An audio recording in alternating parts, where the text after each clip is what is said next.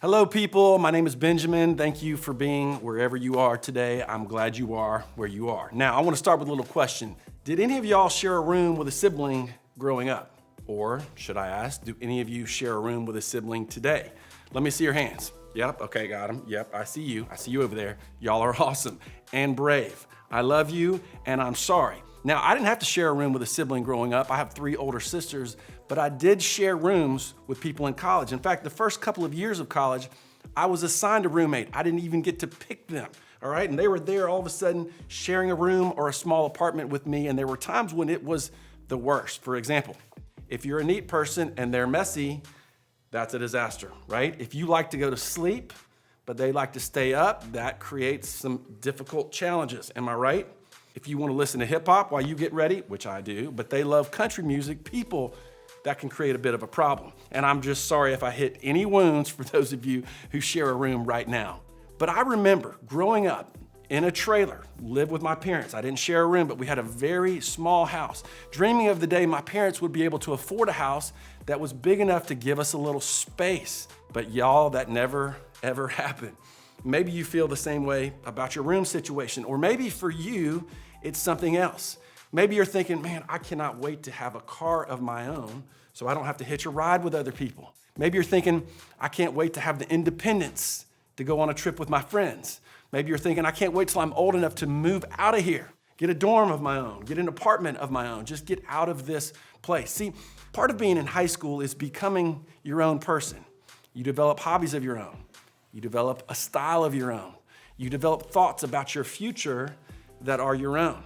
At the same time, part of growing up is developing a personal faith of your own. It's not about having a counterfeit faith. That's a copy of someone else. Now, with that in mind, I want to clear up one thing. What I'm not saying is a faith of your own equals faith on your own. I'm not saying you don't go to small group, you stop listening to sermons, you skip church altogether. What I'm saying is this: experiencing faith for yourself isn't the same as experiencing faith by yourself. I'm just saying there is a time in every mature person's life when they go from believing what someone else says or copying what someone else does to having a faith of their own, a faith that is personal to them. Having a faith of your own doesn't mean that you never listen to anybody else. In fact, if you want to have a solid faith of your own, you will need to involve other people, maybe even more than you think. Now, when I was younger, most of the Christians I knew were older people. My parents, my grandparents, church people, their friends, and that is until I met Pete. Now, meeting Pete totally changed the way I saw faith. He made faith seem bigger, better, more interesting, and real to someone young like me. I wanted to be just like him. He was like the first cool Christian I had ever met, if that makes sense. I wasn't just trying to copy his version of being a Christian, although I learned a lot from him. He showed me how I could start to live it for myself. Then in college, I met a girl named Cindy who kind of took me under her wing. And for years, we'd meet and talk about how faith worked in areas like school, difficult situations, family. And she knew that when you really knew who Jesus was, it could change how you see everything. And like Pete, Cindy changed the way I viewed faith. And again, as she showed me more about who Jesus was, I learned to see and follow Jesus more for myself. Now then, when I was a little bit older, I met a couple at my church who are a little older than me. Their names were John and Joy, which is just a great name for a church couple, right? I mean, just beaming with joy. And I hung out at their house a lot. And after all, Joy was a great cook, you know? And over at dinner, we talked about things like what it meant to live out a life of faith in God, around people who saw things differently, and how to, not be like weird doing it. And I learned so much about how to love people and how to have a real relationship with God from John and Joy. They were incredible. And I can easily look at these relationships and see how God used them to help me develop a faith of my own. Now, I think this is true for almost everybody who has a faith of their own. A faith that's not just a copy of the great people before them, but a faith that they live out for themselves. Whenever you hear a story about someone's journey toward God, you always hear about a relationship, not just with God, but with another person. And maybe you've experienced this too. Maybe your journey has involved someone who invited you to church, or invited you to youth group, or invited you to Bible study or a Christian club. Maybe it was someone who helped change the way that you think about God.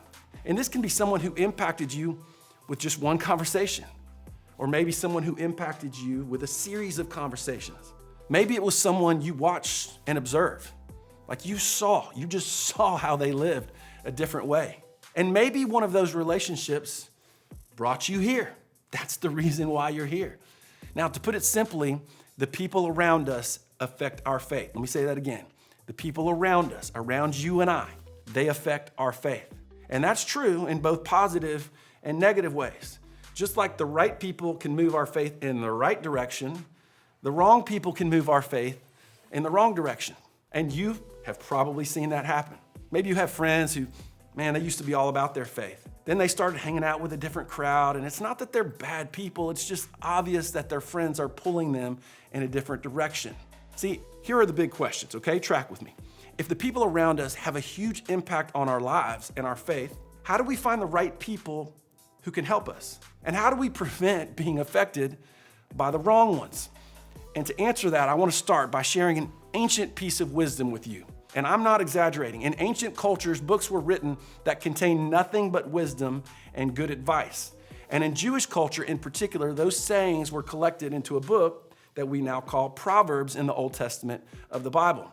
And even though the advice is old, it's amazing how relevant it is to our lives right now. Okay, so check this out. Walk with the wise and become wise, for a companion of fools suffers harm. Now, if I were to pick a verse every freshman had to memorize before starting high school, it just might be this one. You don't have to be a Christian for this to be useful to you.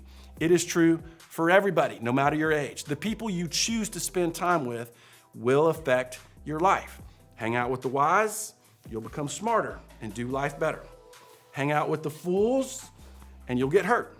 Now, we can all think of celebrities who at 15 or 16 or 17 years old seemed to be on a good path, very successful, doing things right. Then something happened and things began to go downhill for them, and sometimes downhill quickly. And if you watch any type of documentary on their lives years later, they almost always say the same thing. They begin to surround themselves with foolish people. The Apostle Paul talked about a similar idea when he wrote to the church in Corinth. And it was a church full of people who had decided to follow Jesus, but they were having a hard time giving up the not so great things they had been doing before they decided to follow Jesus. Things that people around them continued to do. And in the middle of that, Paul said this, do not be misled. Bad company corrupts good character. And here's what Paul is basically saying. If you want to move in a better direction, hang out with people who want the same thing. That's very simple. The wrong influences will impact you in ways that cause negative behaviors and outcomes. And just as the person who walks with the wise will be wise, the person who walks with fools will be foolish. And see, look, you've probably seen this happen before. Maybe your best friend started hanging out with a certain guy. Everyone knew this guy, was kind of trouble. He was notorious for doing bad stuff, but your friend was like clueless. What was the outcome? I'm willing to bet that your friend changed. How do I know? Well, it's because it's a timeless principle that is absolutely universally true. Walk with the wise and you'll grow wise. But bad company will corrupt good morals. Listen, yes, Jesus calls us to love everybody. Jesus calls us to spend time with people who aren't like us. But that does not mean that we invite foolish influences into our inner circle. Listen, we don't have to date just anybody. We don't have to trust everybody's advice. But this isn't just negative. It's equally as true for people who are a good influence. Now, we go back to the book of Proverbs and it says this, as iron sharpens iron, so one person sharpens another. See, we don't work much with iron, right? But chances are good that your family has a set of steak knives in the kitchen, right? Over time, those knives get dull. And if your mom wanted to sharpen them, she'd get a stronger piece of metal and strike the two of them against each other. After watching a YouTube tutorial, of course. Listen, the two metals interacting with each other will make the knife sharper. This is also true when it comes to the people around us. Stronger friends make us stronger. Let me say that again. Stronger friends make us stronger. Strong friends make us sharper and better at whatever we're doing, including our faith. They help us develop a faith that's more authentic and less counterfeit, but also, and this is a big deal, that only happens when the real us shows up. We all know what it's like to bring a counterfeit version of ourselves somewhere. We know what it's like to talk in a way or act in a way that's not who we really are. And it is super tempting to be counterfeit in church. I've been there before. Whether you're a teenager or an adult, there's always a temptation to act like, man, we got it all together. We don't need to grow. Like, we don't ever need any help. But when we do that, the real us misses out on a chance to grow. We need mentors, you and I. We need family members. We need friends to help us be sharper and to help us move our faith from just being a copy of someone else's to being our very own. The real us misses out on the chance to be sharpened and to get stronger. And sometimes it makes our faith feel less real because you and I, we are being less real. And the good news is that the opposite is true too. When you show up as your real, authentic self and you have real, authentic conversations with your friends or your leaders, God uses those to make your faith stronger and more personal. In other words, real faith grows with other people. All right, I'm gonna say that one more time because I want you to catch it. Real faith grows with other people, with the help and support and the authenticity of other people. I believe this is why small groups are such a big deal. Every time small groups meet, they provide an opportunity for you and I to sharpen each other, for you and I to be real with each other. We can challenge each other. We can grow together. Making the decision to show up and be real with a small group every week is like saying, God, I can't create these relationships on my own, but I trust that if I put myself in their pathway, you can use these people to make change happen in my life. And trust me, we need this. You and I need this. Maybe not right now at this particular moment, but there will come a point when life gets confusing, when life gets difficult. There will be a time when your faith feels weak, it feels counterfeit, and whether it's a big decision or a painful mess you find yourself in, you'll want to know that someone else is just a text message away. Look, that's your small group people. That is your small group leader as well. That's why one of the best things you can do for your life and your faith this week is simply to be real in small group. And I'm not just talking about physically showing up, although I believe that's important. Maybe you need to show up mentally as well. Take a break from the phone. Be all there. Maybe you need to start showing up for the people in your small group by actually hanging out with them at school and not just at church. You've been holding back because you don't know anyone that well, and it makes you feel uncomfortable. But if you want to grow in your faith, man, take a step. Put yourself out there. Maybe you need some one-on-one time. You're dealing with some things that are too difficult to figure out alone. Or maybe you want to take your faith to the next level, and you've met someone older who seems like they could help. Today is a great day for you to start a real conversation with your small group leader. And you could say something like, look, hey, I really admire the way you intentionally live out your faith. Look, I could really use some of your input in my life right now. Would you be cool if you helped me kind of figure out my next step? They would love to hear that. Maybe you know someone who could really use some encouragement or some truth spoken to them. And you know it would be great if you encourage them, but you feel like, man, I'm not qualified for that job. Maybe your next step is just to approach that person. Maybe hang out with them. Allow God to use you.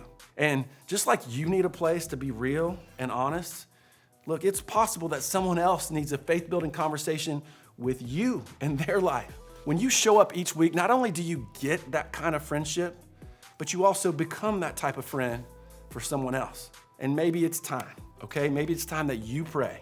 You ask God to open your eyes to how you can build faith in someone else. Now, as we head out, don't miss this. God wants to be close to you. God wants to feel real to you. God wants to be personal with you. That's why God hasn't made it complicated. Instead, God put people around you to help you grow and develop a personal, authentic faith of your own. The same is true for you. The same is true for me. And as we head out today, I want you to think about the relationships that draw you closer to God. Who do you wish you could hang out with more because you want your faith to look like their faith? It's not about us copying their faith. It's about their faith encouraging our faith to grow more. So take a step, okay? Make other people a priority in your faith journey because real faith grows with other people.